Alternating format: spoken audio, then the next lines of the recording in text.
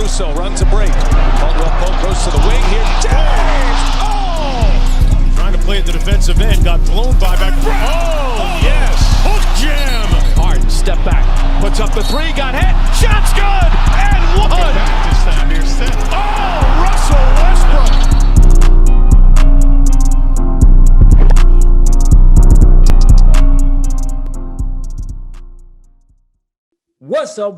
What's up, everybody? Oh, I let a little audio peak right there. Sorry if I hurt your eardrums. Y'all know what it is, though. It's Trey Ball, episode 21, I guess. 9 plus 10. 9 plus 10. What is 21? No, it's 25. Wrong joke. No, it wasn't. No. Was that the right joke? Was that from SpongeBob? Yes, it was. No, that's the. No, it's funny than 24, 25. See, you ain't woke. You a fake pop culture stan. I said 21, though. That's why I said it was wrong joke. That's why I did it wrong. No, yeah, exactly. Look at you. I'm hosting the show now. What's up, everybody? Yes, your host. You trying to say yeah, I was right, fool. So you don't even know. Boy, start the show. But y'all know what this is, man. It's your boy Kendall K. Howard along with Your boy, Bucky Patrol, Destin George Bell. What's poppin'? like he goes by Destin on his professional basis. We call him George. Curious George, monkey boy. Kendall, I don't want to start flaming you on your own show, bro. Let's just keep it pushing, dude. You got the yellow on today. You the man in the yellow hat. All right, bro. Just know he was calling the shots. So what about you? I ain't in this story. Side character. You was an extra in the background while me and my boy doing the thing. I'm an NPU. You an NPC. You a non-playable character. You like them guys running around in WandaVision. You just filling in the blanks to help me build my world. Until I wake up and start going at your ass. But anyways, enough with the banter. Y'all know what we're here for. You know, you hear for some of that too, from some of that banter. But we here to talk about the NBA. And the biggest news to come out, you know, from the NBA this week, I know we didn't come to y'all last week, is the All-Star Day, not weekend. They had the skills competition, the three-point contest, the dunk contest at halftime, and the All-Star game itself. Now, you know, Ben Simmons and Joel Embiid did not get to play because as they contact tracing their barber tested positive for COVID, but even after they tested negative 3 times, you know, they still wasn't allowed to play. But it was still a good game, I would say. You know, even though you're missing a lot of heavy hitters this game, we missed out on Kevin Durant, who we knew going in was he going to be able to play. Anthony Davis, Devin Booker. Yeah, I believe that was it. You missing anybody there? That's about 5. Oh, then yeah, Joel Embiid, Ben Simmons. AD, KD, Booker. Yeah, I think that was it. You're missing a lot of guys, definitely. Yeah, because Booker was replacing AD, and then Mike Conley, who was there for three-point contest, replaced Booker. So, now the skills competition, I did not get a chance to catch that. I was working at the time. Was you able to catch that at all? Yeah, I mean, I've seen it. It was, you know, a skills competition. I mean, nobody's really tuning into All-Star Weekend Day, whatever you want to call it, to look at people throw the ball with a bounce pass into a net and pull up for 3 and stuff like that. I mean, Sabonis, you know, he won. Kudos to him. For anybody who cares about Pacers. I mean, just like the Pacers, winning insignificant prizes that nobody else is really competing for. So, you know, take the wins where you get them. But I mean, hey, skills challenge is skills challenge. Kudos to that. It was at least something, you know. It happened. It was an event. Anyways, what about three-point contest? I literally turned because I guess I wasn't paying attention to my phone. I had my phone do not disturb, so I wasn't like receiving any alerts for when the game started. Because as far as I remember, I was seeing like commercials for like just the game starting at 8. I guess they like I don't know unless they was promoting it on different times or something. I don't know. I only saw something at 8, so I said, "Oh, okay, game starts at 8." That's why I thought all the events. Yeah, that confused me too. Because when they said the game started at 8, I thought that meant like all festivities, since like all the festivities were revolving around the game. So that was not very clearly constructed and put out there. But I did see all of them. 3-point contest was actually really good, and I was surprised because in my mind I was thinking usually the 3-point contest isn't all that interesting. Like For most of the times I've seen it, it's been somebody who just clearly just cleans up. I don't usually find the 3-point contest super interesting. Like, it's just guys sitting there shooting, and they do a good job. It's like, it's fun, That's obviously. fun, They though. watch. See, You and got I don't shooters know. like Steph Curry, Buddy Hield won it one year. Klay Thompson being there. They usually like that. Now, contrary to the dunk contest, we usually don't have the best dunkers do it. The best Yeah, shooters the really best don't- shooters do participate. I didn't even know this until they mentioned it, but Steph Curry, because he won, he had only won 2 out of the 7 he's done, which is really surprising. I did not know that, and it didn't seem like he had been in that many. But I mean, I guess it makes sense to me. Who else would they have in there? But I mean, the 3-point contest is hit or miss for me. Like, sometimes I'm interested, sometimes I'm not. It depends on how competitive it is. Some years it's not really competitive. Like, there was one year where Klay just easily went in there and just cashed out, and it was not that interesting. But this one was good. It came down the last shot. Obviously, Steph Curry beat Mike Conley. I really wanted Mike Conley to win, though, just because, for one, Mike Conley's been getting shafted by the All-Star committee for the longest time. I wanted him to get some kind of victory. He's not getting shafted, bro. He playing a hard Western Conference with some hard guards. Man, to sit here and say Mike Conley never been an All-Star, that's just – I'm not Who he went saying – up against, though? Who you think he's better than that he went up against? Come on, now. You got to be realistic with it. But I feel like I said, I did see Steph Curry come in on the last shot. Like, literally, I saw him come in like the second before last rack, and he was catching, like he was on fire. And he hit that last shot when the net didn't even move. Cash. Money. Birdman in that bag. What do you think about the new edition of the 3-point ball? What do you mean? See, that's what I said. The do ball. The do ball, the green one. That was for 3 points if you hit that. Just the one shot from the high elbow, extended elbow. I didn't catch any of that. So I saw Oh, so you didn't see a 3-point contest. That's what, yeah, I literally came in on his last. Okay. Got you. Yeah, so they added a new one. I'm supposed to, report on things like this, but I got you. That's why me, putting you on my back as always, backpack man. But look, I got you. So they added in this new ball, 3-point ball, because obviously, they got the normal ball 1 point, then they got the money ball, which is 2. They added a new one, which is I guess they're calling it the Dew Ball. It was sponsored by Mountain Dew, so at least as of now, it's the Dew Ball. 3-point ball, like 5 feet behind the 3-point line, like the extended elbow, extended wing, I should say. Got like 30 feet out, which is just really interesting because obviously you got a guy like Steph, he's just splash from that distance, as we've seen in the All-Star game, that like the distance don't really matter to that guy. He's shooting laser guy that misses into the net these days. But I think it's really interesting addition just because it allows for somebody to catch up. Because the thing is, Steph Curry, he actually started off missing like most of the shots in the first 2 racks. He didn't really heat up until he got to that Mountain Dew ball. And then from there, I mean, when it rains, it pours. And that's how he ended up coming back and winning the contest by 1 point. But I think it's an interesting addition. And I just think, because like I said, the 3-point contest is generally interesting to me. It doesn't really blow me away. Like, I don't really wake up on Saturday, because that's when they usually have it, right, on Saturday, and think, oh, man, I can't wait to watch the 3-point contest. But if it's on, obviously I'm an NBA junkie. I'm going to watch whatever NBA programming is on.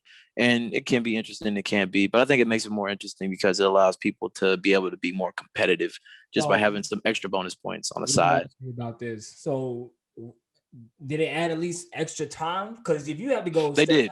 They added an extra 10 seconds because usually, definitely, because it's usually a minute. They added a minute. They made it a minute 10 this year. So I'm gonna say that's unfair. If you try to go back for that ball, you wasted time going. Right, exactly. No, they added 10 seconds. I was thinking that too at first, actually, but yeah, they added time. I think that's as you explain that concept, I think it's pretty cool because obviously as you said with Steph Curry shooting the way he does now, him and Daniel, as we saw in the game, which you're about to get into, a lot of guys are shooting from deep like that nowadays. Like people have called for maybe a 4-point line, which I don't think needs to happen. I think we're fine where we are. Nah, that's a little too gimmicky for me. That's a little too much.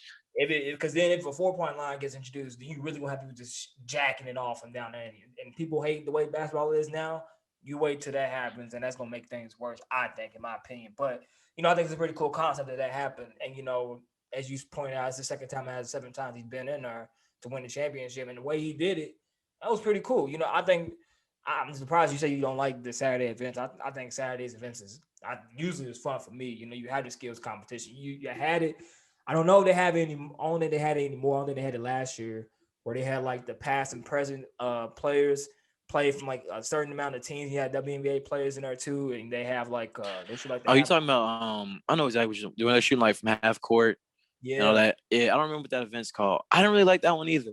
The Saturday events are kind of hit or miss for me. It really just depends on how competitive they are. Like, if there's a good dunk contest, the contest is fun. If there's a close 3-point contest, the 3-point contest is fun. And the skills competition. I've never really been a big fan of skills competition. It's always been kind of boring to me. Like time trials with people dribbling between hoops and passing the ball into a net and just doing a layup, pulling up from three. Like it doesn't have that same difficulty and creativity factor that I liked from the All-Star game or a good dunk contest and stuff. So I never really cared for that one. But Saturday's a hit or miss day for me. Well, like I said, this all got jumbled up into one day as a 3-point contest came right before the All-Star game. Then we kicked off the All-Star game, and as we talked about before, a lot of players and people alike have some voiced their concerns about this All-Star game. And you and I we know people who went down to Atlanta. Granted, there wasn't many fans in attendance in the NBA All-Star game. There weren't many masks either. Weren't a lot of those. Not in the city of Atlanta. And the NBA tried to make it clear that they was not trying to sanction any of these events going on. But we knew what was going on down there. Wow. But the NBA All-Star game itself, I think in terms of what they was going for, granted, like I said, nobody didn't want to participate in terms of like bringing awareness to HBCUs. They had like different bands play before. They had Grambling State play before. I forget the school they had played for the introductions. A lot of schools was being part of, how they did the Elon rule with the different scores in each quarter and the final score getting donated different charities. Having different schools attributed to that, being from Kentucky, they had Simmons in there, which is a recently new, you know about that school in Louisville, and Kentucky State down the road in Frankfurt have a part of that too. I think it's pretty cool as well. And also bring awareness to COVID. During the game itself, they was bringing, playing commercials with all-star NBA legends like Bill Russell, Kareem talking about it, and different coaches talking about vaccine.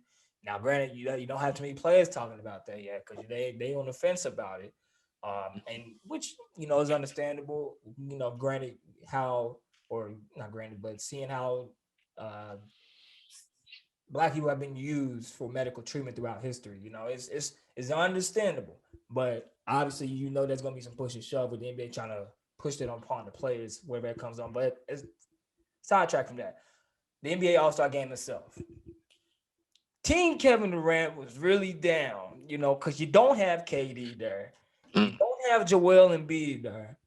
So, and I saw some people talk about it. They said it seemed like KD was picking, like knowing that like Joel Embiid was gonna be that king piece on the chessboard who really is gonna dominate everybody. And with him not being there, having that presence, and LeBron's team, golly, they was fully loaded. Stacked. The only player they didn't have was, I guess, AD, who wasn't even supposed to be there at first, and Devin Booker, who replaced AD. But other than that, they was fine. Stacked. And too. They had their whole star lineup. They had Steph, Luka, LeBron, Giannis, and Jokic, and it was wild. But I think it was still a fun game all around. It's especially what was it, that second quarter when they start going crazy like the way they did. Where and me and you, we watched it together. You came up here. We should do the show then. But when you came up here, we watched the game together. And how it started, they had Steph Curry caught a lob. Then the play after that, Steph Curry threw a lob to Chris Paul. Oh boy, the streets was done after that. Chris Paul didn't catch a lob because he caught one. Was it last year or 2 years ago when he caught it? Something like that. He caught something like that. And then, boy, they start going crazy. Cause then Steph Curry came down. Them boys was pulling up from Savannah. And then Dame Lillard pulled up from behind the half court. Cool. Steph Curry pulled up. I said, boy, they going crazy. I couldn't believe what I was seeing. It was fun to see. I thought it was one overall. Granted, it was a blowout for the most part. And Team Kevin Durant didn't really get much going. They had their players. Kawhi was there. Tatum was there. They had Kyrie and Harden and stuff. It was cool for that. But man, the shots, it was just fun to see. Now before we go to the end of the game and talk and finish up the game itself, halftime came. And during halftime, we had the dunk contest with 3 participants this year. Cassius Stanley from Duke, who A lot of people didn't know he has not played a game for my Pacers this year either. Anthony Simons and Obi Toppin. We had him three in the dunk contest. Cassius Stanley, he started off with a good dunk. He brought in between the legs, between the leg of his the foot that he jumped off of too. And that was a pretty good dunk. He got a 44 off that. I see some people talk about he should have got more than that. He got on the first try too, which is pretty impressive. And you had Anthony Simons, who I told you always like. He's gonna win this game. He's gonna win this contest. What was his first dunk? I forgot. He did some pretty impressive dunks. He had some high vertical. And Obi Toppin, of course, you had him there. But in terms of just Anthony Simons, he ended up winning the dunk contest altogether. But in terms of the dunk contest itself, as we're seeing these players, who a lot of people don't even know, what do you think about the current state of the NBA dunk contest? I'm not really a We had fan. a good one last year with Derrick Jones and Gordon. We had a good one last year. I mean, we have a good one. We have a good one like every other year, basically. But I'm not that big of a fan of the dunk contest. And there's two reasons why.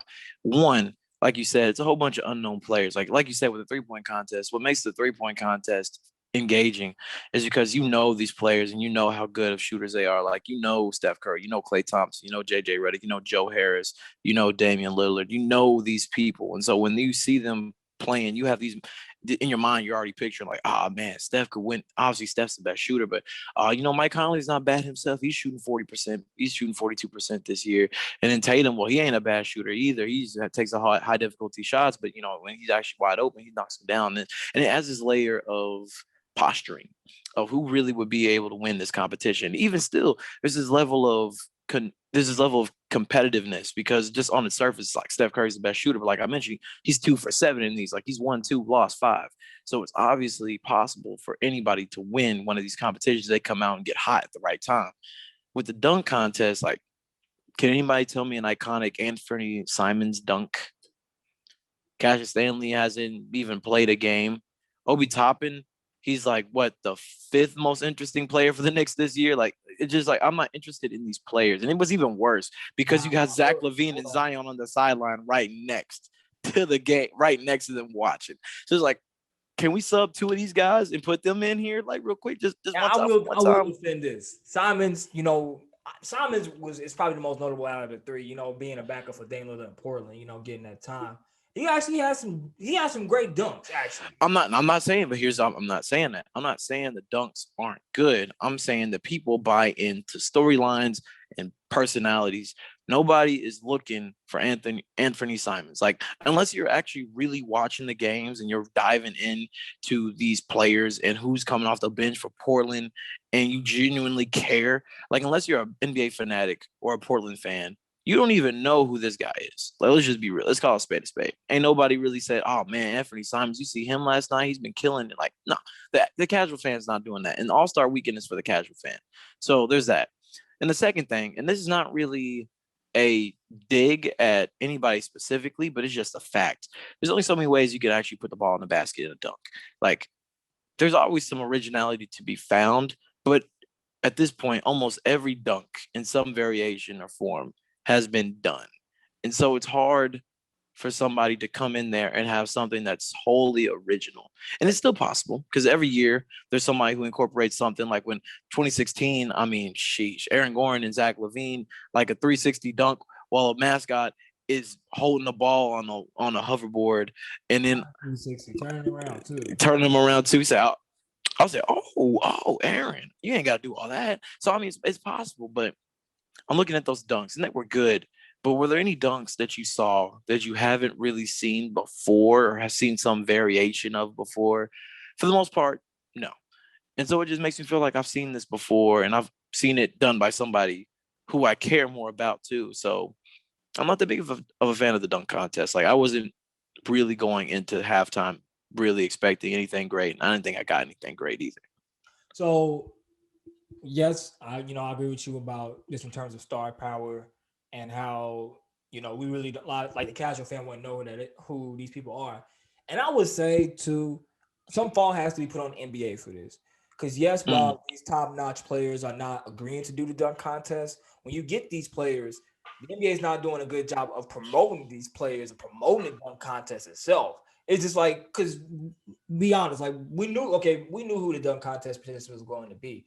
But did you see any promo or any type of highlights of these guys before or, going into the dunk contest? No. Not a one. Not a one. So, from that perspective, and I haven't seen too many people talk about this, but you got to put some blame on the NBA at that point because, if you're not getting these players, okay, so we're not getting this. So how are we going to make these players and how are we going to elevate them and put them on the spotlight? I feel like they need to promote the players more, and that's going to be in this dunk contest. And they want to get some relevancy back to the dunk contest itself. Because it's not the first time we had this conversation about dunk contest. Like before the 2016 dunk contest, this conversation was going on still, and even after the 2016 dunk contest before last year, this conversation was still going on. So the conversation about the dunk contest is there. There's only so many variations of dunks you can do. It always happens, but there are new dunks that are out there. If you check out some pro dunkers that's doing some different dunks, that you can get some inspiration from. That you can see there's obviously some new things to try. But like I said, I feel like the NBA needs to do a better job of promoting these guys and putting them on this pedestal if they want to make the dunk contest, which is supposed to be the main event of Saturday night, if they're supposed to make it so special, And for the players who don't agree to do it, I can see why they kind of hesitate, because like you said yourself, there's only so many variations of dunk they can do. And some of them, probably fear on, I guess, like judgment, I guess. I mean, because we have never seen anybody get injured from it. So I don't know where that scare comes from. Like, have you maybe losing to an unknown player? I mean, personally, I don't get it either. I'm not a player, so I can't really speak for them from that perspective. But I mean, if I had to guess, maybe like they go out there and they lay an egg, and it's just like, oh, well, I expected Zion to do a better job. I expected LeBron to do a better job, or something like that. Maybe. Like these guys participated in dunk contests in college and high school, so it's not like they just never done it before. They like afraid. Like I don't know. I like you said, I don't know what these players are thinking, but that's what I think about the dunk contest. Now into the second half of the game, your boy didn't even play the second half. We focusing on other championships. Old man Brian was sitting on the sidelines the whole time. And granted, he didn't need to. He built himself a team, and it was.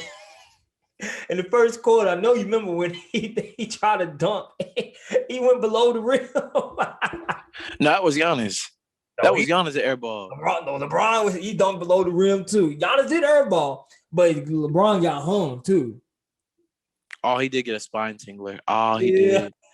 He did. See, here's the thing though, because commissioner told us we weren't gonna be playing, so we wasn't saving a lot of room in the tank for an All-Star game, and he gonna spring it on us last minute. When you a king, you're not worried about these peasant games. So especially when you put together such an all-star team as you did, I mean, they obviously didn't need them. You seen what they did in the second half. When you're a good GM, you can draft people, just like running a good company. The point of putting together a good company is so you never have to work again.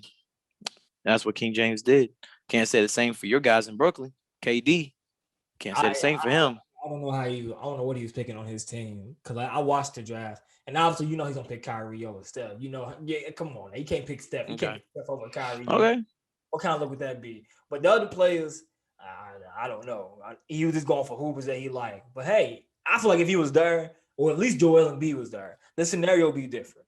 But the fact that he wasn't there and the fact that Joel wasn't there threw the balance off even more, I would say. But Giannis, Joel was there. Giannis would not have been MVP. I'm going to say that, because he would not have gone 16 for 16 off of 9 dunks. Because Zion looked scared out there. Perfect 3-point line. He did a pull up 3 too, a step back 3 too. Remember that one? No, I'm not gonna lie, that was nasty. But for the most part, Giannis was just getting lucky. I would have gave it to Dame, to be honest. In my opinion, that's who should have got it. Yeah, he called. Exactly. So it should have been Dame. I mean, obviously, you got a guy going 16 for 16. That's tough to not give it to him. But if you look at the flow of the game, you feel like who in the All-Star game is just about energy. So who was given like the best energy with the most memorable plays? It was either Dame or Steph. You could go either or. You could flip a coin, honestly. I wouldn't be mad at either side you landed on. But I'm going with Dame just because he called game, and he was the one who hit the first one of those deep ones. So I'm going to go ahead and just say, give it to my man Dame Dollar. Well, as you pointed out, Giannis won MVP going 16 from the field. But I have another question for you before we get off this topic. It's pertaining to the draft. We saw that the Utah Jazz players were the last 2 picked in the draft. Donovan and Rudy. Both. I I watched it, and LeBron trying to give his excuse saying that they never they got to do that to the Jazz players because they never really played with them, even when Karl Malone and John Stockton was there. What do you think about that? Like, because it wasn't just LeBron who was doing this, because KD did the same thing too, who's in the East, who won't even have to worry about the Jazz until they get to the finals. So what do you think about what is your theory about why those two did that to those players? Because it's not the first time those two was in an All-Star game either. They was in an All-Star game last year, and it wasn't even picked last year. So what is your thoughts on that? We sending a message. Y'all got the best record. Y'all think y'all hot shit because y'all got 2 people. 3 if you count Mike Conley subbing in. So y'all think y'all hot? Nah, y'all ain't nobody. You know what LeBron does? He plays that 4D chess, getting them kids' minds, let them know, like, hey, at the end of the day, y'all got a big number next to your win column. But when it comes time, elder statesman, he been here. He done that. Y'all new around here. Who's at the door, Donnie? Is that LeBron? It is. James at the door. You know how that go. And KD's just feeding along with it. I don't think nothing of it for real. Like, I don't think nothing of it. At the end of the day, them boys in Utah, they had a good run. But, I'm rubbing my eyes a little bit and I'm looking, like that Tobey Maguire meme where I see something blurry. And I scrub my eyes a little bit and I look around and I might be seeing 2015 Atlanta Hawks going on over there in Salt Lake City. So they better than the Hawks. I don't like people compare them to the Hawks. They have a better team. At least with them, they have actual all-stars on their team. They got a good team. I'm not sitting here and saying they don't have a bad team, but the way I look at it, there's a lot of vulnerabilities. Like for Utah to be able to beat a team like the Lakers or the Clippers even, like they would need to play perfect basketball 4 out of 7 games. Donovan Mitchell would have to be an offensive superstar. Rudy Gobert would have to be an interior enforcer of the Dikembe Mutombo levels. Everybody else, Royce O'Neal, Jordan Clarkson, all these guys would have to shoot 40% plus for 4 out of 7 games. They have to play great defense. They'd have to play great offense. And they'd have to do it consistently for 48 minutes a game, at least 4 times. I ain't betting on that, especially with a healthy AD. Lakers in 5. Yeah, because as a downside to having Gobert, people pull him out of the paint, pull him out on the perimeter. Oh yeah. We gonna cook that. We gonna cook that boy like beignets. Let him come out here with AD. His perimeter defense has gotten better. I will say. AD gave him 40 and 20 last year. I don't want to hear that. We're talking about this season, not last year. We're talking about this season. It's gotten better. It's gotten better. I would say. You putting money on Utah? Huh? You putting bread on Utah against us? No, I already got the bread. I already got the field against you. Then. We placed the bet on. I got the field against you. And you still gonna lose. I'm giving you 29 people, and you still gonna come out down bad. That's tough. Hey, y'all heard. You got better odds anywhere else, and you still gonna lose. Because I'm the house. The house always wins. Remember that. All right. Remember that. We'll say that when y'all don't even make it to the finals this year. Okay. I know your team's not. Who, Indiana? Oh yeah. I don't know. You got like 29 teams. Which one you want to pick? I know Indiana ain't gonna make it to the finals. I know that. I mean, shit. All right, that's why you got like 28 other teams just in case. You playing the field, ain't you? Hey, Steve Nash is my favorite player of all time. Go Nets. Okay. All right, bro. I'm just messing with you. You despicable, bro. Next topic. I'm tired of talking. Speaking of the Nets, speaking of them, new addition alert, new signee alert. Blake Griffin has signed to the Brooklyn Nets. Now, this ain't Blake Griffin of Lob City, old. Definitely ain't that. This is a 32-year-old guy who hasn't dunked in almost 2 years, Blake Griffin. Granted, he's been battling injuries in Detroit, and for him to get traded to Detroit, I can see why he has put too much effort in Detroit. Like they, not even just the city itself, but the team. Like it seemed like just the team there has been mediocre at best for the past decade. It seems like, wouldn't you agree? Like I don't remember like any top Detroit players in the past decade for real. Like I honestly, Brandon Knight, I guess Drummond, who's not even there anymore. Like what else? It's been mediocrity there ever since, you can say since Billups and Iverson and like the Wallaces and Tayshaun Prince and them was there. That was almost 15 years ago. More than that. Nah, I can't think of a really good Pistons team since 08, honestly. It's been that long. Who was there 08? I Or forget. I'm thinking '07 maybe. They The no, year they they was played good. LeBron. They was in the playoffs. Were they still good in '08? I don't remember Yeah, they were still they good was in still in the '08. playoffs. They was in the playoffs because LeBron. You was right. LeBron went up against them and he was. Yeah, because they still had Sheed, because they had Sheed, Chauncey, Tayshaun, Rip. They had a solid little team. That's our little team, but like we said, we can't remember a good team from them since. Granted, they made it to the playoffs in AC barely a couple times. By default. By Somebody default. got to get in. But Blake Griffin is now on the Nets. So obviously, like I said, we don't expect him to be the Blake Griffin of old. Well, I think they expect of him as he become more of a shooter. Granted, he's not shooting that well from 3-point line, shooting around 37%, or from the 3-point line. What are we? Well, I'll say what I expect. So they expect him to be that backup forward or backup center. Hopefully, I'm thinking they get Drummond still. Hopefully, I want to see it happen. If the Cavs don't look to trade and they just buy him out, hopefully I want him to go there. But I saw that there's some strong consideration for the Lakers too. So if that goes to happen, I'm intrigued by that happening too, because y'all get somebody else besides Marcus So as y'all center position, which it'll kind of even the playing field, I would say. But for Blake Griffin, disconcerting to him. What do you think about what he does to the team? I think it'll be fun and a good addition for him off the bench. What do you think? Well, I mean, obviously, this is not Lob City 2012 Blake Griffin or anything like that. You're not getting 28. You're not getting 22, 12, and 5 Los Angeles Clippers Blake Griffin. He hasn't, like you say, he hasn't dunked in 2 years. Like, my man hasn't really been able to jump over a phone book since like 2018, 2019. So you're getting a role player among role players. So, and that's another thing too. Like, the media has been blowing this up, like, oh, they're signing like Blake Griffin and like the prime Chris Paul, DeAndre Jordan, Lob City days. That's not what it is. You're getting a role player who used to have a big name. He's good. He's solid. And I think putting him off the bench, having him run against the second unit, he still can shoot. He's just got good basketball intangibles. Like, I think he's averaging 3 assists a game. So, having a guy like that on the court who can facilitate, who can read defenses and make the right play, especially when you got Kyrie, James Harden, and KD running around. You don't need him to score more than 10 points a game. You just need him out there, another warm body to throw at the Lakers, to throw at the Bucks, to throw at whoever comes out the East, to throw at Philly. And, if he chips in 8 to 12 points a game, he can still stretch the floor a little bit. And he's a smart basketball player who knows how to play within the flow of an offense and learn. And that's another thing, too. He's willing to be a part of a system. Like, you got a guy like Blake Griffin. And I'll say, even though he's been riddled by injuries, if you look at Blake Griffin's career, one thing I will commend him on, and this is something that a lot of star players who deal with injuries or just generally being phased out don't do very well, is that he evolved his game so much. Because you think about him as a rookie and in Oklahoma, like, that man couldn't score outside of the paint. He's basically like kind of what Zion is now. That's what he was when he first came to the league. He was a threat.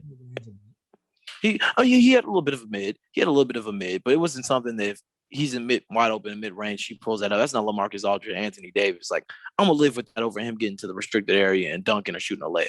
And over time, as the injury stacked up, as he aged a bit, he moved more into a mid range shooter and then a 3-point shooter. And now he's playing in a role to where he doesn't even dunk at all now. So I think a guy like that is somebody who I just want in the locker room, because that's a guy that if I say, hey, Blake Griffin, I need you to play X role, I know he's going to at least make his best effort to play that. And he could have signed for about $5 million. Like, with the mid-level exception, I think they could have used on him. He could have got $5 million. He signed for basically the vet men just because he wants to buy into a system and get a championship.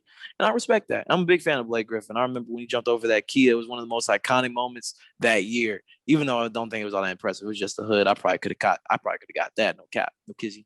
But still, we gonna see though. Lakers in 5 though. So yes, while the reason I brought up earlier why he's not the same Blake Griffin of old, and you pointed it out too, I'm under the impression, because like I said, why he played for Detroit and he hasn't battled injuries, he didn't really put as much effort. I think playing for a team like this can kind of boost his morale, and he'll play actually better than we've seen. Obviously I think he'll probably be the first guy off the bench. Being that he is Blake Griffin, because coming off the bench, who else do they have? I mean, I don't know. I still think TLC probably come up because he's been playing good basketball. Shamit. Yeah, Shamit's been playing well. I don't know, because I mean, Jeff Green is solid. He plays. I don't know how many minutes a game Jeff Green's playing, but I mean, obviously he's still going to start. Yeah, he's still going to start. So I just think that Blake Griffin, I mean, he's definitely going to be in the rotation. He's going to be at least, that impact 7th, 8th guy. Definitely.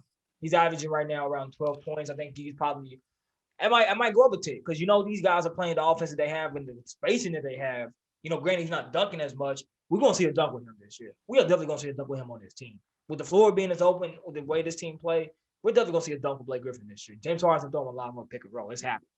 And I think we'll probably see him. He'll probably go for an average, probably about 16 points off the bench, I would say. I got a call. I think he'll go for 16 points off the bench, I think. 16. I don't know about that. I don't think he's gonna score that many points because you got to think he's gonna play probably like maybe 20, 25 minutes because they really don't need Blake Griffin. Like they're good because they throw KD at that 4 spot a lot. Then they got Jeff Green running small ball center. They got a good thing going. They're starting to get into their groove. And Blake Griffin he's not really that good, and he's old. He's don't really got the durability in my mind to be playing more than 24, 25 minutes a game. And you got 3 30-point scores. Like there's no situation where you're going to be giving Blake Griffin more than probably on average, like maybe 6 to 8 shots a game, somewhere between there. So I don't really see him scoring more than 12. You gotta think about the Nets offense, bro. All these players scoring as much as they do at the volume in which they are scoring. You got to think about that. Like all the shots. We saw Bruce Brown, who got tossed away from Detroit too. And he scored his career high, 29 points, 25 with Brooklyn Nets. So yeah, as a shooter, like if you're somebody who's spotting up, like Joe Harris and TLC, they get their buckets because they just get caught up on wide open wings, wide open corners, and whatnot. Flourishes in this offense too, and he's a shooter, but he get a lot of buckets. He does when he ducks. Yes, he does. I just don't see Blake Griffin getting more and probably like average about 12, maybe 14 points a game, 6 to 8 shots. I just don't see him really needing to average more than that. Like there's no need for him to do that. And he's coming into this system that's going to be, primary 3 options being, that big 3. And I still think he'd probably be behind in the offense, behind Jeff Green, maybe even still behind Joe Harris in terms of options they're looking for on threes. So, I mean, we'll see. Either way, he'll be a solid pickup for them. I think he just gives them another capable, quality body to throw out there when they need to rest guys or if there's injuries. So I think that he will be a solid addition to a team that will lose to the Lakers in 5. Now they get Drummond. So let's go on to the next topic. And actually, everybody, while I was just checking my phone, some more news about this just came out. This just happened today as we're recording this on March 9th. This is around 10-something night, 10:23. Meyers Leonard, he now has been it's just now been reported that he's on a leave right now from the team. He's being separated from the team. I was waiting for that to happen. I knew it was gonna come. After using an anti-Semitic slur while doing a Twitch live stream. Now, Leonard was streaming. I'll tell you what was going on. Leonard was streaming as he does, as a lot of NBA players do, playing Call of Duty. When he used an anti-Semitic slur, obviously I'm not going to repeat what he said. While he was streaming, the clip circulated on Twitter. People called it, and they came inside the live stream itself. Bringing it up. Moderator was taking down the comments actually and put it to where only emotes can be put up, and then eventually the live stream shut down. He went on to even delete any recent tweets about him streaming on Call of Duty at all too. And he archived all his Twitch videos. Now he did come out with an apology, saying, I'm deeply sorry for using. I'll read it off. I am deeply sorry for using an anti-Semitic slur during the live stream yesterday. While I didn't know what the word meant at the time, my ignorance about its history and how offensive it is to the Jewish community is absolutely not an excuse, and I was just wrong. I am now more aware of its meaning, and I am committed to properly seeking out people who can help educate me about this type of hate and how we can fight it. I acknowledge my own mistake, and there is no running from something like this that is so hurtful to someone else. This is not proper representation of who I am, and I want to apologize to the Arisons, my teammates, coaches, front office, and everyone associated with the Miami Heat organization. To my family, to our loyal fans, and to others in the Jewish community who I've hurt, I promise to do better and know that my future actions will be more powerful than my use of these words. Now, I do have a problem with something he said in the statement. He said in the statement, as you all just heard me read, he said, while I didn't know what the word meant at the time, there is no way you're a grown man now. I'm just gonna dive into this. I don't want to like usually cast any aspersions against anybody or like just doubt them and their sincerity when it comes to stuff like this. But Right. you're a grown man. You're what, he's like well into his 20s now. Yep. You mean to tell me the slur that you use, you never heard it before, you never knew what it meant in your life before? And as me and you was talking about it before the show, where he was live streaming, that was like you said, as you're streaming, you're playing the game, you having a live, like what you call it, a constant stream, a consciousness. What you It's a stream of consciousness in terms of like your internal dialogue, and you're just saying that out loud when you stream. right? So if you say this word while you're playing the game, as you and I know, playing Call of Duty, growing up in the Call of Duty era of like toxic game chats. Granted, we was kids, we're older. Especially if you're a professional and you're streaming live, you got to have some type of awareness of what you're saying and the word you use. Like this, the fact, like, because I feel like in this era too, and I'm kind of, I don't want to get upset, but I'm kind of like upset that in this era too, where if something like this was to happen, you'll get the usual PR statement of like an apology, and where I feel like this is obviously somebody in his team obviously this constructed this. Like I ain't gonna, maybe there was some help. Yeah, there's definitely a PR team behind this release for sure. I believe that, because like there's no way that you like don't know what the meaning of that word is. There's just no way. And I would say this too, because if you remember, he was also the player during when a lot of players was taking a knee following the Jacob Blake shooting. He was the one that was, or even just during the bubble itself, he was the one that chose to stand. Now, granted, I respected his choice, and he explained it and he elaborated on it. Granted, saying that his brother's in the military. I myself being in the military, I understand it, and he stood by and he respected his fellow teammates and other players who was doing it. So he didn't like cast down any of discouragement to anybody else that was doing it. So I respected that. But now with this out, there's obviously something else going on here. This is obviously a sign to telling more about who he is as a person. I ain't gonna full out call out, saying that he's a racist and this and that. But if you had that situation before, and now we have this, we're starting to see more about his character, and it goes to make you wonder about other people who make a mistake and say some type of racial slur, who did try to come out and apologize, like you talked about in this recent, sad to say, Louisville native John Shatner, former owner of Papa John's, did the same thing. He said he's trying to fight off saying the N-word for the past 2 years. Talking about kicking off the N-word like it's a drug addiction. Like, come on, man. Come on, man. Yeah. Clown. How many black people, including ourselves, do we know who don't even choose to say the N-word when in the professional spaces? But you said it in a conference call, and it's taking you 2 years to stop saying the word? Unsuccessfully still. Not even 2 years to finally figure it out. Still unsuccessfully trying. Still trying. So, and as like in certain situations where people are coming out and apologizing, you can feel the sincerity. And you can see that they'll at least put forth some action. Like, I'm not asking for, Meyers Leonard to go and, be the biggest Jewish community advocate ever. But there's obviously some type of pattern and some thought that went behind what he said and just his actions that we just don't know about. So he has to do some inner thinking of himself and actually fix the problem, instead of hopefully it doesn't become like a PR thing where he's like trying to, publicize him doing this and that. We need to see more people who are in these situations, like even like with a Chris Harrison with the Bachelor stuff and this everything else going on around this media. We need to see more people, just take these instances and actually reflect on themselves instead of trying to do this whole PR stunt of like saying, I'm going to do more for the community. I'm going to be on the front lines, do this and that. Cause that's not what we need. We don't need John Schnatter to, be out here, be in the front of the Black Lives Matter movement. We don't need them to do that. We don't need all that. We don't need Miles to do that. We just need them to actually reflect on their actions.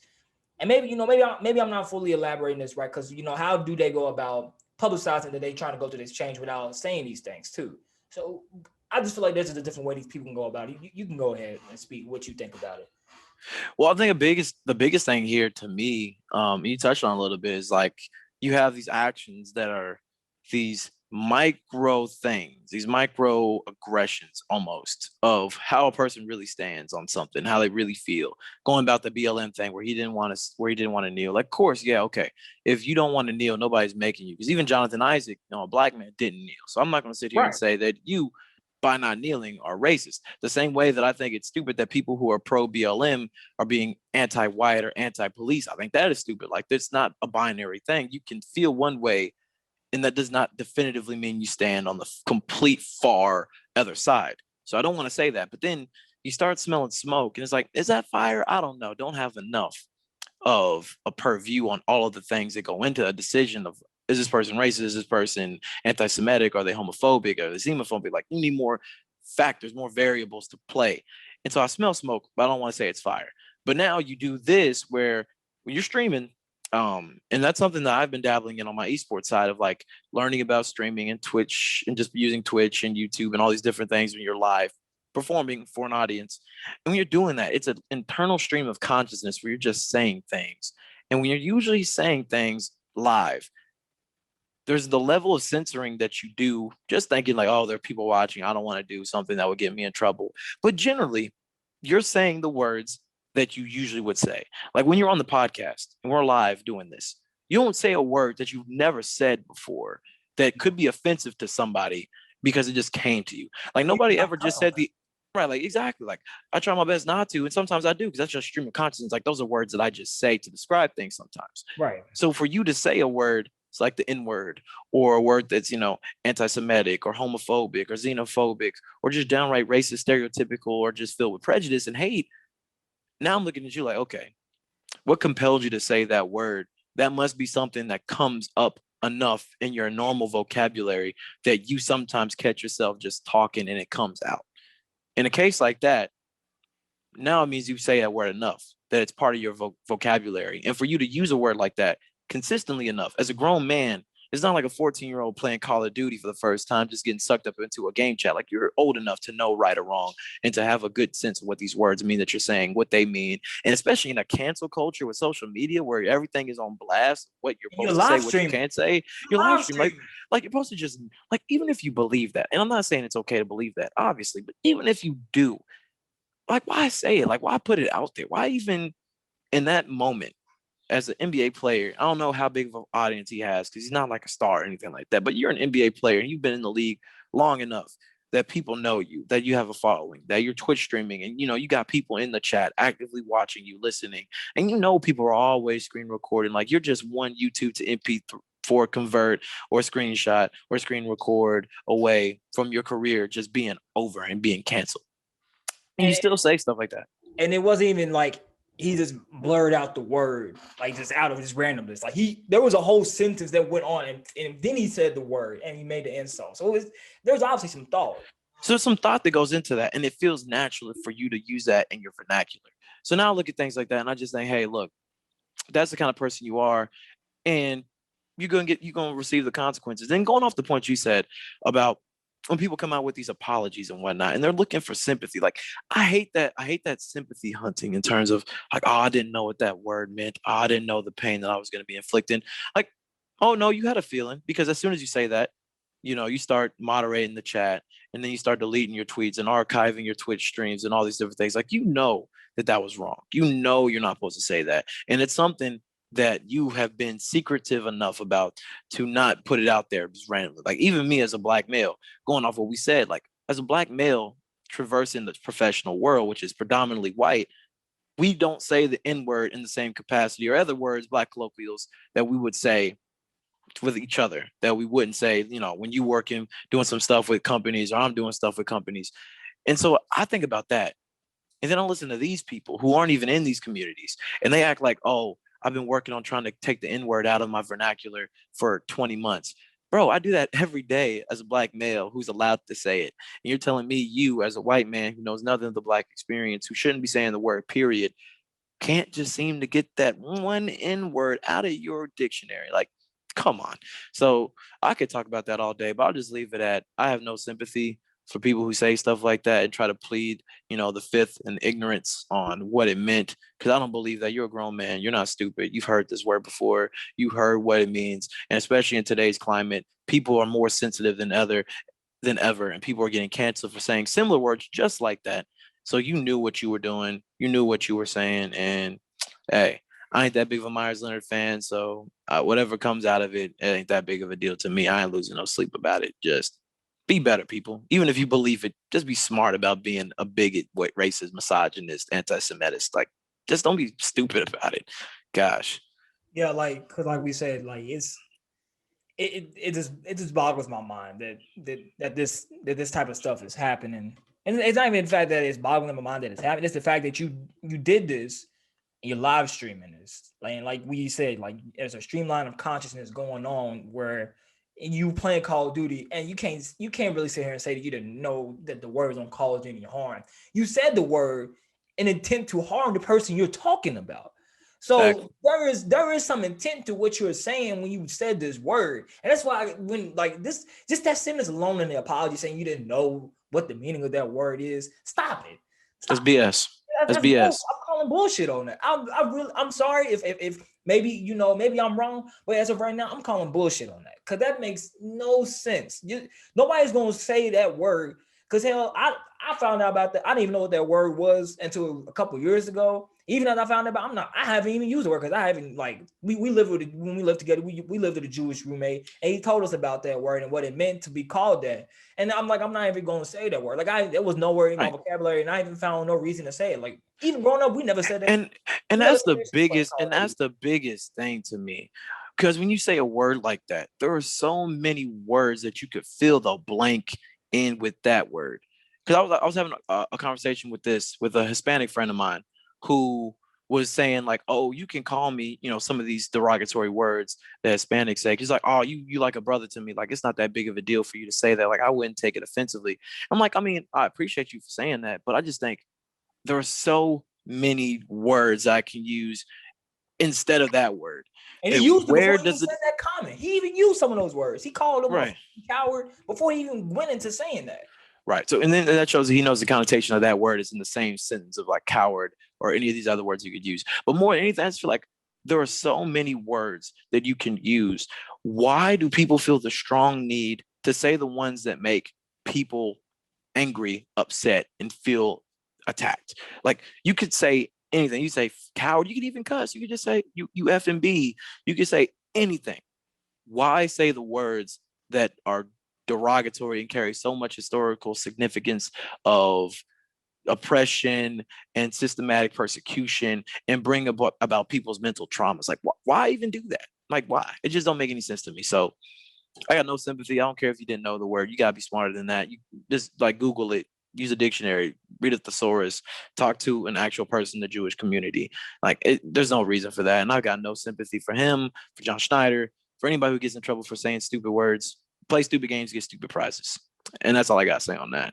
So, we stated our point on this and how we feel. I'll add on top of that Leonard has not played a game since January 9th because he is recovering from shoulder surgery right now. As I mentioned at the top of this, that he is on leave from the team right now. And the NBA is currently reviewing this. They do not take any type of hate speech at all.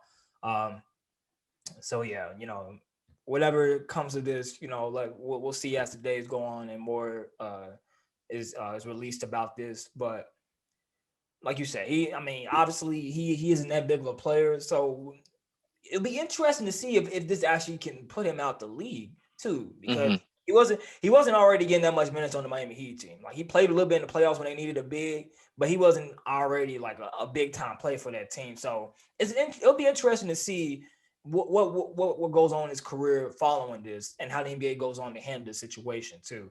Right. Let's go on to some lighter news and end off the show on this. Something that's on the rise right now, and you talked to me about this, and I hopped on this about 2 weeks ago, a week and a half before it's still rising right now. It's still getting bigger. NBA Top Shot. NBA Top Shot is this new. I'll let you explain. You know more about it than I do. I'm new to this. This is yours. Go ahead. Right. So basically, to keep it very simple, NBA Top Shot is basically if you took sports cards and turned it into a digital marketplace.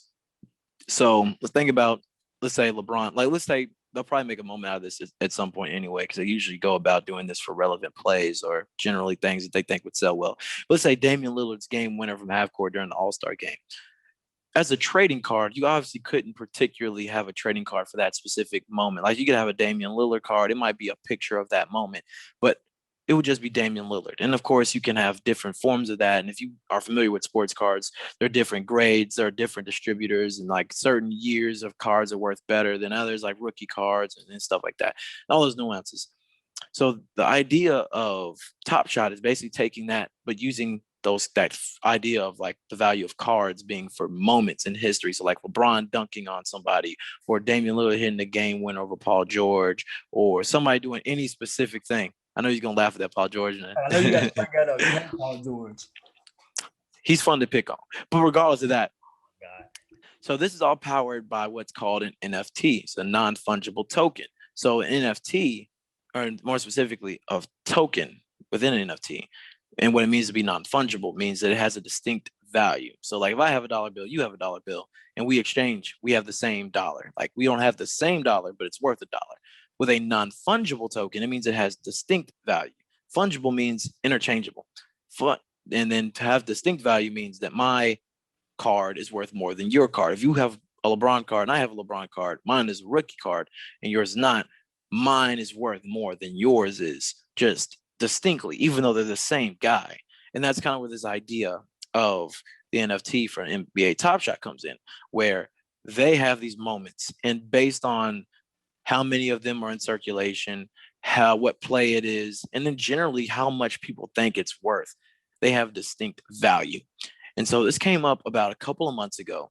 I need to dive into more of the specifics of how it came about, but it was an idea pitched by somebody within one of their teams, and they turned into this giant marketplace. And at least the last time I checked, they did over $230 million in transactions from their platform, taking, I'll tell you right now, they be taking a lot of fees. I know they're eating pretty good off of those because fees are ridiculous. But it's starting to this huge marketplace of people trading these. And so I'm very curious where it goes. Because I've bought a couple. I've got some packs. I've got about 10 moments at this point. I sold one of them. I sold it for about like 130% profit in the same day I bought it. So it's definitely something that's worth investing in if you're a big NBA fan who knows which players are trending, which moments would be worth something to somebody on a collectible standpoint. But what makes me nervous about it are two things. So for one, they're digital collectibles. And the thing about an NFT, because this is the biggest question that people ask about NBA Top Shot and NFTs in general, what makes this digital collectible worth anything? Like, couldn't I just screenshot it and own it? Couldn't I just take that same Damian Lillard 3 to end the All-Star game and just go to YouTube and download it? Technically, you can. But the concept that the NFT is supposed to enforce by doing what they call minting, which is basically verifying from the creator that this thing is the most authentic version of it, is to take the concept of saying like, oh, if I take a picture of the Mona Lisa, technically I have the Mona Lisa, but saying, oh, but this is the official version that is hanging in the Louvre. And while this person can have an offshoot of that, you own the official, authentic version of this, verified by the person who created it. And that's where it's supposed to get its value. But it's still a digital collectible. Like, you can never hold it. You can never own it. You can't really show it unless you just show somebody on your computer. So it's not something that's actually valuable in the same sense of something you can hold. So that makes me nervous. Like, will that ever affect it down the line once the novelty runs out? And then the second thing, and this is the biggest thing to me, because for a marketplace of trading stuff to be effective, there needs to be underlying value and a desire for people to own stuff. Like, if nobody wants to own anything, they just want to sell it, then the prices just keep rising until eventually somebody's left holding the bag because there's nobody left to sell it to. Like with cards, with sports cards, people buy sports cards to flip them, of course, but a lot of people buy them to own them. Like, there are people who have rookie LeBron cards that are worth $2,000, $3,000 that have no desire to sell them because they just want them. They just want to have something for their favorite player. The thing about NBA Top Shot is that nobody is buying them to keep them. Nobody I've met anyway is going on NBA Top Shot to buy moments to actually own the moment. They only care about flipping them, myself included. Like, I don't really care about the fact that I own some random Jordan Clarkson dunk. I just care that people also want to have that Jordan Clarkson dunk. And those people don't care about owning it. They care about flipping it to the next guy. And it's almost like, and I don't want to say this because it's not the same anyway, but it's like a pyramid scheme where you keep bringing in new people. And it's not a pyramid scheme. I want to say that. But it has the same fundamental economics of a pyramid scheme, because a pyramid scheme works where people come in early and then they bring more people in who buy from them, and they buy from them. But it's like, I'm not gonna say no names, but they bring more people in and more people. They bring more and more people in, and then eventually, oh my God, we can talk about them all day. That's like my first job I had, bro. But eventually, with all of these, eventually the buck stops. It stops with somebody.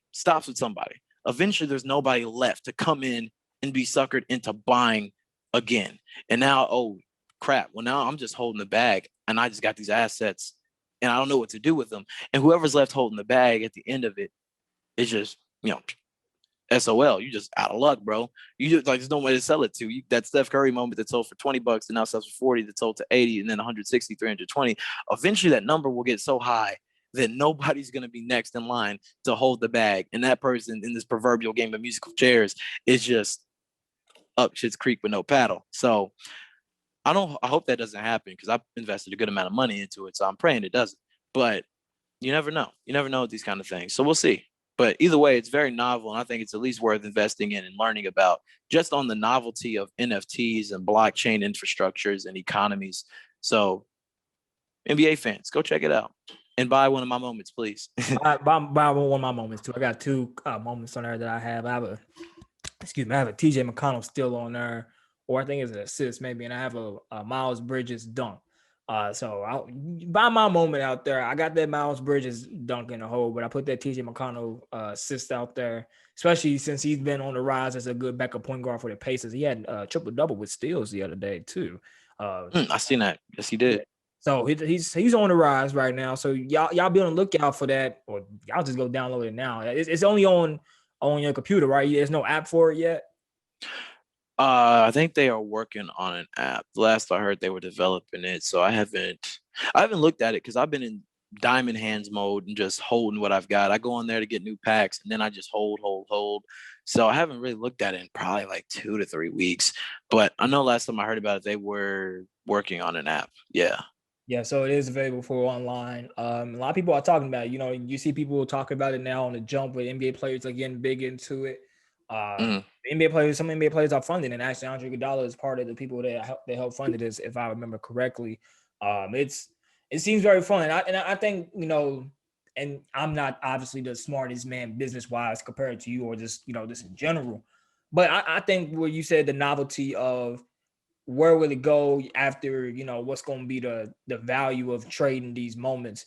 I think about it like this with like trading cards. There's a bunch of different cards out there. People like actual trading cards. Like, you hold a trading card, but then you can trade it for like just different values of money, and people still do that to this day. So I'm hoping maybe that novelty doesn't really go away, and maybe that still stays there. This based off that assumption. I could be wrong.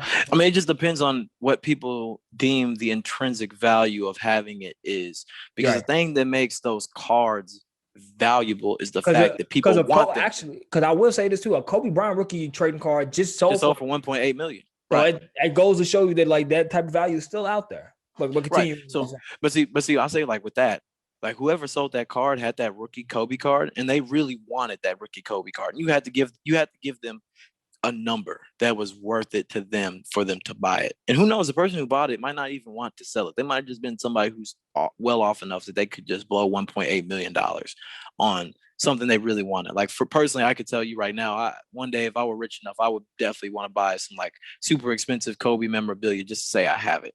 But the thing about Top Shot that I haven't seen so far is that I haven't seen anybody who's not willing to part with anything they have for the value of it. The only thing they're holding for is to wait for it to be worth more. And the day that people stop inflating the prices to be more than what people buy it for will be the day that the whole system crashes, because nobody wants to hold just to hold. Like, the thing about Yu-Gi-Oh cards and Pokemon cards and whatnot is that people really want them just to have them. Some people are collectors and they want to collect the original like Pokemon cards, like for like green and red and whatnot. Like some people are nerdy enough that they really just want those. And those are the people, right? Exactly, collectors. There are no real collectors for NBA Top Shot. There are just smart people who want to get in early, buy low, sell high. And the thing is, when you only want to hold things just to buy low, sell high, like look at the stock market. This is what happens in the stock market. When people see, oh, look at this penny stock. Well, do I actually believe in that company? Do I actually think that in 10 years this company will still exist? I don't care. I'm just going to pump it. I'm just going to buy a whole bunch of them. And then if everybody goes in there and buys it, like GameStop, like the majority, 99% of the people who put all that money in GameStop and why it shot up to $500 from being at $20. I'd say 99.9% of those people didn't care about GameStop. Then people haven't seen the inside of a GameStop in years, but they heard, oh, if you buy GameStop, it's going to go up, it's going to go up, it's going to go up. And then the day that people decide, I want to cash out, and then I'm never touching it again, you see what happens. You go from $20 to $500, then back down to $100, and you fluctuate up and down constantly. That's just how the nature of the game works, because there's going to be some ups, there's going to be some downs. But the fact that there's not a intrinsic value to having these moments yet on the same level that you have with a value stock or with a trading card that you actually want to buy and hold could potentially cause the whole market to crash. And once the market crashes, when nobody can make any money, whoever's left holding the pieces here is going to be, just SOL. So it's a weird game of musical chairs that hopefully the music never stops on, but we'll see, because I'm holding the bag right now. So hopefully I get out the bag, or the bag always stays a desirable bag to have. So, because if not, I just waste a lot of money. Yeah. Hey, what's the saying? Scared money don't make no money. True that. And we ain't never been scared around here. We're gonna throw it around, see what happens. Alrighty. So that's what we have on NBA Top Shot. And that's what we have for today's show, Trey Ball. Appreciate y'all for tuning in today and hearing us, rant and banter and go back and forth about a multitude of things, 4 things today. But you got any closing statements for them Bucket Patrol, man? Buy some moments for me. Bucket Patrol, come find me on the marketplace. I got some good stuff on there. We got some Josh Okogie dunks. Y'all buy some moments for me too. Cash Baby 101. Y'all go buy some moments for me too. I got 2 of them on there. Go buy them. We still got time. The bag's not gonna drop anytime soon. It's not a bubble. Come buy my stuff at double the price, of course. Please. Y'all pay my student loans back. Well, that's it for today's show. You guys, appreciate y'all for coming. We out of here. Peace.